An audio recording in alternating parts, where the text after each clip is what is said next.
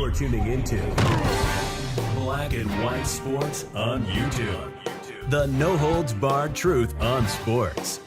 The main event starts now. All right, Black and White Sports supporters, let's talk about Caitlin Clark, more specifically the massive rating that has now come down, and I predicted this, that I thought this would potentially be the largest game of the year in ratings, and in turn, it would be one of the largest games in the last 20 years for the WNBA. I was right. It was a huge game in the ratings, and it was the largest of the year and the largest in 23 years.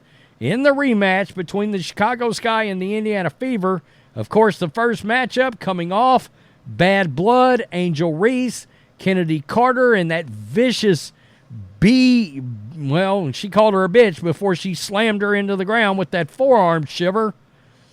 And then, of course, this weekend, the clothesline heard around the world from Angel Reese. And, of course, there's been a hell of a lot of fallout since then.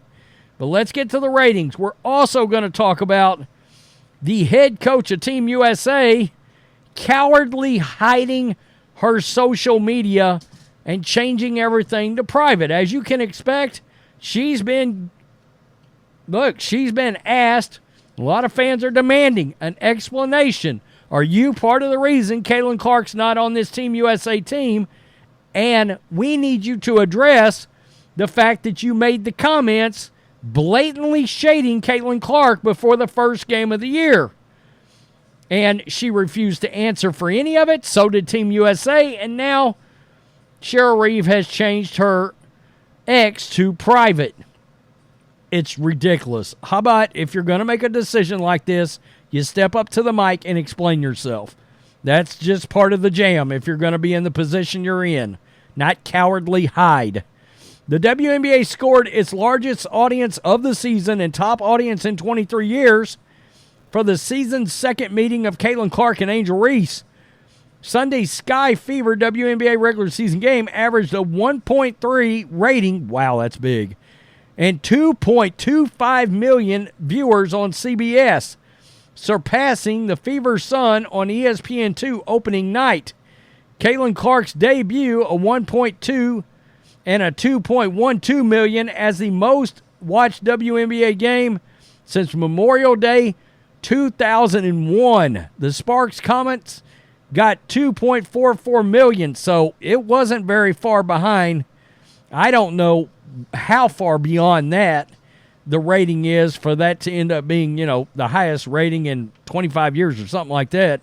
But it is now officially the highest rated game. And guys, we're talking finals and all-star games in there too. Ratings and viewership tripled Mercury Liberty on CBS in the same window last year, which drew a .44 and 694,000 viewers. That was my exact comment earlier in that video on Dejanay Carrington. Do you want to keep drawing 694,000 in a prime CBS broadcast window or 2.25 million? Because there's a lot of television revenue tied up in that 1.75 million viewers. A lot of revenue. A lot of revenue. We're talking the difference probably in 150 or 200 million on a television deal. It's a big deal. The Caitlin Clark-led Fever have now played in each of the 5 most watched WNBA games since 2002, looking at you, Angel Reese, with 2 of those 5 matchups coming against Chicago. Well, a rematch from LSU and Iowa. Additional details on the weekend in the WNBA viewership are forthcoming. So they usually come back and do a breakdown. Now, to give you a comparison, the UFL championship was this weekend, and it drove a big-ass rating. It got a .8 and 1.60 and was the largest spring football title game since 2001 itself. The original XFL from a lot of damn years ago, 23 years ago. And Caitlin Clark beat it by 600,000 viewers. That's the power, her marketing power, is that she stepped in, even though the UFL had its largest audience in 25 years, nearly 23 years. she still whipped them by 600,000 viewers. Seriously, she moves the needle. She does. And that rivalry between Reese and Clark and that team, that game is eventually, they play later this year. You got to start wondering if 3 million viewers is on the table. As much fallout as there was after that hard foul, that vicious foul. So, let's check this out. Cheryl Reeve makes her ex private after Caitlin Clark backlash. Cheryl Reeve, the coach of USA Olympics women's basketball team, has set her ex account to private and otherwise refused to discuss WNBA rookie Caitlin Clark being left off the roster. And I'm going to tell you, after her performance against the Liberty, you see this headline right here. Caitlin Clark sure played like an Olympian in beating Chicago and Angel Reese again. She sure did. She sure did. She played like an Olympian. I don't know how you possibly can leave her off the team. And that rating is exactly why. The eyeballs that would have gotten the Olympics would have been enormous. She would have been the biggest story in the Olympics. Last week, it was officially announced that Clark was not on the 12-woman roster, which ignited a firestorm across social media, as social and sports media, as a debate of whether they should have made a spot for her, given how much attention she is generating for the WNBA, in addition to the rapid improvement in professional ranks.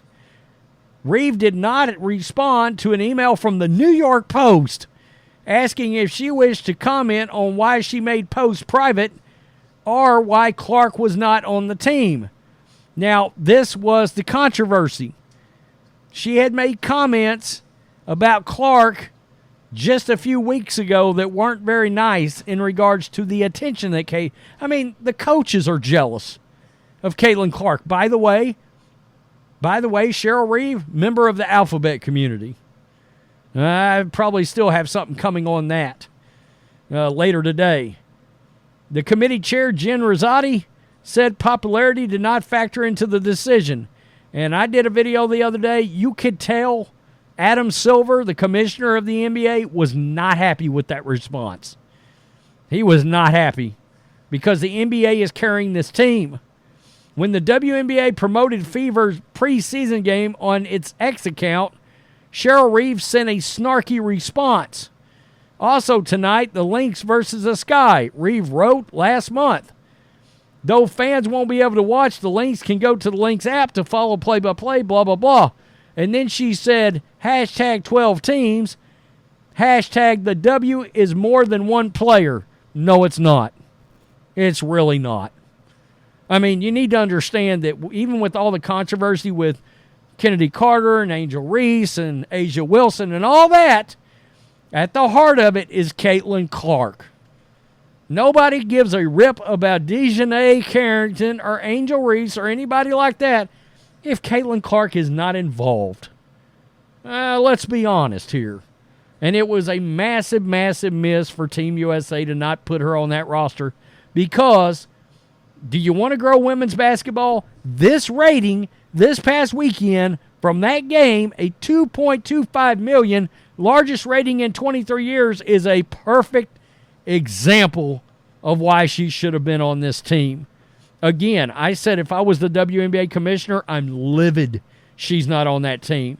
If I'm Adam Silver, I'm livid, and you could tell he was not happy that she was not on that team.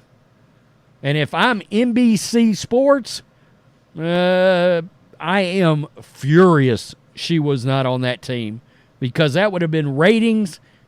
I mean, look, NBC's lost money on the Olympics for years. I would have been like, look, give us a fighting chance. Nope, she's not on the team. Wow. Broke her record from earlier this year, largest rating now in 23 years. Who's moving the needle again? Dejanay Carrington, Angel Reese, Asia Wilson, Brittany Griner, Diana Taurasi. Sit down. I mean, it's getting embarrassing as Clark's ratings start flowing out more and more. Peace. I'm out. Till next time. Thanks for watching the show. Be sure to like, comment, and subscribe. Be sure to tune in next time on Black and White Sports.